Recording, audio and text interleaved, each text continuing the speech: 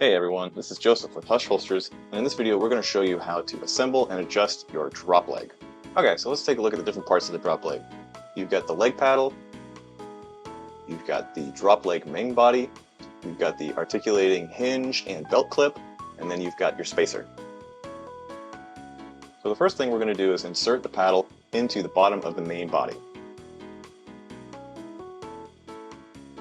Next we're going to grab the articulating hinge and we're going to line up the adjustable pawl into the main body. And as you can see, the ratcheting system on this allows you to set it at different heights. Go ahead and line up the pawl and the paddle and the main body, and they'll drop together.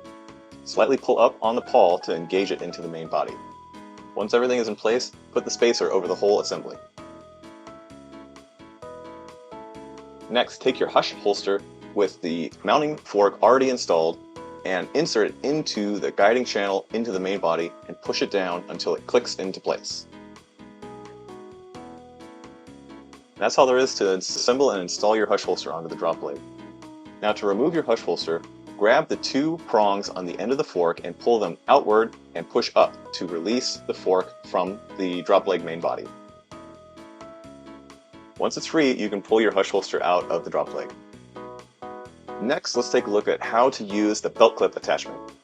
The belt clip has a safety in the middle to ensure that it can't come undone while operating. To open the belt clip, first depress the safety and then squeeze the two side prongs while lifting up. The clip should swing open and then you can put it onto your belt. To close the belt clip, first depress the safety, squeeze the side tabs, and then push the whole assembly together. It should click into place.